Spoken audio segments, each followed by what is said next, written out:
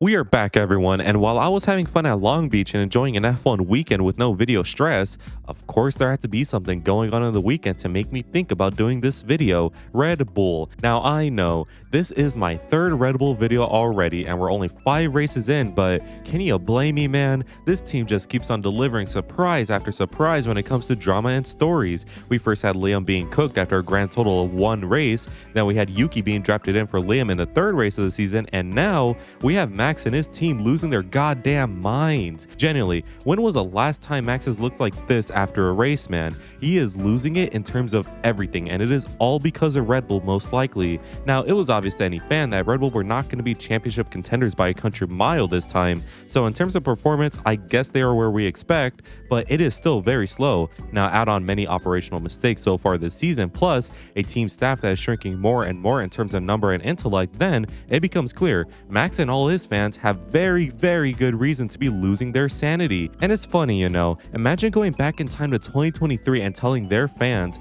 how bad they would fall off in just 2 years. We have to remember, this was the team with elite strategy, elite car, elite driver, elite everything. I mean, they were absolutely unstoppable. Of course, it was obvious that after such a time of domination, other teams would scoop up staff responsible for it, but for them to go from 100 to 0 and lose all sense of class, it's just weird, alright? So let us find out what the hell has caused this and if there's any going back to old ways and what that solution may be. So go join the Discord to experience these weekends live and subscribe if you're new if you love water. So enough yapping and let us get into the video. 2023 was an amazing year for Red Bull fans. 22 out of 23 races won and just pure domination from Red Bull. Then 2024 starts and they go bold with a new side pod concept design that at first everyone seemed to love. Max was saying how the car was just following his orders and doing what he wanted to do, and overall it was just big smiles from everyone. It seems that we are in for another year of Red Bull domination with no competition. However, there is a crucial event that I have left out that will change the course of everything Red Bull had planned: sexual harassment. Christian Horner is the Red Bull team boss, and he is someone that is controversial in F1, but for the most part, people respected him since he's been with the team since their very first race. However, a recent scandal involving him getting too freaky with a female employee at the team would send Red Bull in shambles. First, you have the people at F1 being weirded out and uncomfortable by the news, then you have Jos Verstappen saying how Christian will be the end of the team should he stay, and finally, you see employees living in masses from the team following the allegations. And I really shouldn't say allegations since, you know, there was a whole Google Drive that leaked filled to the brim with messages and pictures of Horner, including his finger. So not ideal to say the least to start your season, but hey, Max and Checo are performing well, so maybe things will go back to some normalcy for the team again, but a huge nuke would drop in Japan again. This nuke would be the rumors that Adrian Newey, the guy responsible for the dominant car designs, would leave the team. Now, is this because of the Horn Dog files? Maybe, but it could also be because he wants a new challenge away from Red Bull. So China passes before the rumor is finally confirmed in Miami, and guess what? It is practically effective immediately. Now, Newey is not just a car designer, no, he is also critical in figuring out car setups, which makes the car drivable. After all, he built the machine, so he probably knows best with the car. So with him gone, they lose a big piece of their puzzle that I'm not so sure they could fill. Then in Monaco and onwards, even scarier things start to happen. McLaren are looking stupid quick, Ferrari are looking competent for now, and now Mercedes are even looking fast again. Everyone Red Bull had left behind since 2021 are catching back up, and soon they will overtake. The teams I just mentioned find big time with each upgrade package they bring, while Red Bull cannot find the same. Their big issue with the car is understeeriness and tire issues, since no matter what they do, it seems they are stuck. Coincidentally, this happens after their car designer leaves, and with rumors surrounding their team director may be leaving too. I'm sure he won't. Anyways, it is now mid-season, and by now, McLaren are the fastest by a country mile. If it weren't for Lando's and Oscar's inexperience at the front, Red Bull would have been completely left behind, but Max still has a chance thanks to his start of the season victories, and McLaren not really sure what they're doing. And to make matters worse, their team director, Jonathan Wheatley, did actually leave the team for a better project at freaking Sauber, who, mind you, are by far the worst team on the grid and don't have a bright future ahead of them. Then their former chief strategist and a bunch of other engineers leave the team following the next few races, and just like that, in a span of several months, Red Bull went from having an invincible lineup of brilliant engineers and staff to a shrinking team with staff members unsure if they want to continue working there or not. Of course, Max still won the title thanks to Max being Max, but it's not like he was thrilled about it. All season long, he started to complain more and more about how bad the car was and started getting so fed up that he entered that stage of anger where you just don't care anymore. He made his voice clear.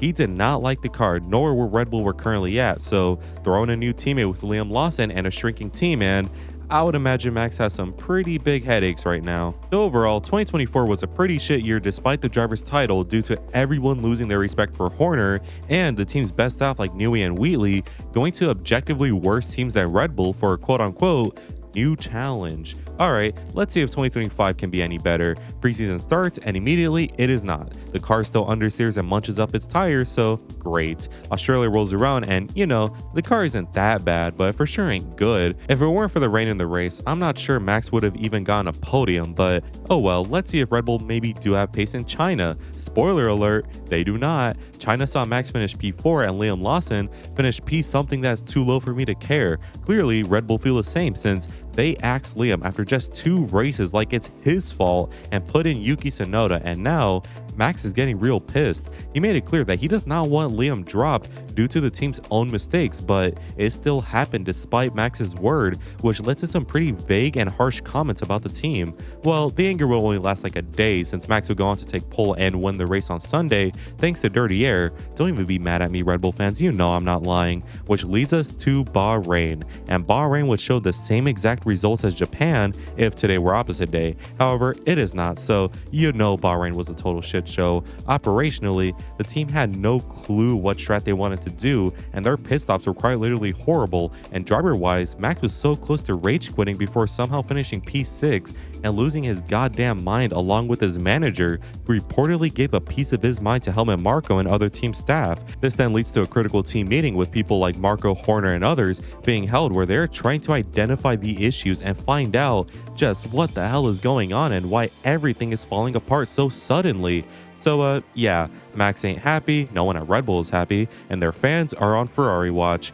I got nothing more to say other than good luck. So what the hell caused this? Well, I think I have 2 answers. One, it is self-inflicted with many factors like the Horn Dog Files contributing to this mess of a hawk, or 2, this is just a natural thing that happens to teams who win for a long time. Truthfully, I don't have a definitive answer as to why this has happened, but one thing that is definite though is how bad this team currently is. For starters, their car has so many issues that only lead to a horrible experience to drive. Their team staff are all over the place filled with anger and incompetence. Their facilities like the wind tunnel are just flat out broken and won't be fixed anytime soon. There are miscorrelation issues that always lead to low confidence in upgrades. They have to constantly replace parts on their car, like when they had to replace 15 fucking parts before Australia. Driver staff are growing impatient with Red Bull and their problems, and worst of all, their team advisor Helmut Marko is so out of touch with the team. Their technical director Pierre Wache probably watches tutorials on how to do his job 5 minutes before he has to do his fucking job, and their team principal Christian Horner has sniffed his ass so much that he has forgotten how to lead his team anymore. Combine all of these things I have mentioned and you have the stinking pile of dog shit that is Red Bull in 2025. You want my subjective opinion? I believe this is all self-inflicted for the team, since people like Marko should have been gone ages ago, and people like Horner and Wache either need to leave immediately or just lock the hell in and remember their job. I saw a good tweet about this the other day where someone said if this was any Premier League club, these guys would be gone by the morning. In my opinion, that is what I think needs to happen. Rebuild. Horner is not the same anymore. Wache is horrible at his job. Marko is racist and old. They need to leave, and the higher ups at the team need to find new people to replace them and rebuild Red Bull. Have a new philosophy of winning or something. Just try something new, since this team is being held back so much thanks to the old ways of Horner and everyone else. It is clear that these guys will never go back to what they once were, and in my opinion, the simple solution is to just sack Horner, Marko, and Wache. Maybe bring in a new team team principal who is experienced in building a team from the bottom. For a troll pick, I'll just say bring in Cyril Abitbol and bring in a technical director who knows what he is doing. And for the love of God, don't have a team advisor who advises people to give up. Bring in people who can make this once dominant team dominant again. Okay. Let's say they do this. What about Max? I mean, if the team changes so much, perhaps Max won't want to see it happen. Good point, random viewer. Let's now move away from opinions and facts and get back into yapping. Let's say all the stuff I said with Red Bull does happen. Where does this leave Max and what is next for him? Well, I think there are three obvious options. He can either A, stay with the team and see it through, B, he can leave the team and go join somewhere else, or C, he could leave the sport outright and compete somewhere else, or just retire and watch the sun rise on a farm. If he does option A, then he obviously stays and who knows what the hell happens. If he does B, which leads to him leaving Red Bull but staying in F1, can I say it, chat? Max Verstappen to Alpine. Ralf Schumacher has a point because Alpine are obviously an amazing fit for Max, and I'm done. Being real though, Max Verstappen to Ferrari. Now hear me out. I know I'm a Ferrari fan, but please just listen to me. What is everyone's dream in Formula One? If you said winning the title, you're wrong. It's racing in red. Let's be real. By 2026, either Charles or Lewis is rage quitting from the team, and this can lead to Max joining ahead of Behrman because he's, the Max Verstappen. Then this will coincidentally line up with that year being our year, and boom, 2027, Max is a Ferrari driver and he becomes an 8-time world champion, because why the hell not? Or he could join Mercedes or something and be boring, I don't know. And if he does option C and leaves the sport, I could see him compete in WEC since endurance is an interest of his, and come on, it'd be lovely to see Max in a hypercar. Or I could just see him retiring outright. Like I said, he is going to become a father now thanks to his pregnancy, and I believe he has said something like he doesn't want to be racing when the child is born. So hey, let us see. In my honest opinion, I think the option he will do is B, obviously, because of Ferrari. I think it's likely he would do option C and retire because of reasons I had just mentioned, and something I forgot to mention, which is he doesn't seem to like the 26 Rex so much. So yeah, I could definitely see him retire as soon as this year. So time will only tell what is next for Max Verstappen. So that was my thoughts and opinions on Red Bull. Alright chat, that is enough Red Bull videos for like the next 3 months. As Magneto said, do not make me let you down. Anyways, I'm going to give a quick shout out to all members of the flock for their continued support, and make sure to join if you want cool benefits as well as just helping me out. Anyways, if you enjoyed today's video, make sure to leave a like and subscribe since it really helps me out, and make sure to let me know in the comments what you think. And as always, have an amazing day. Good weather for the duck.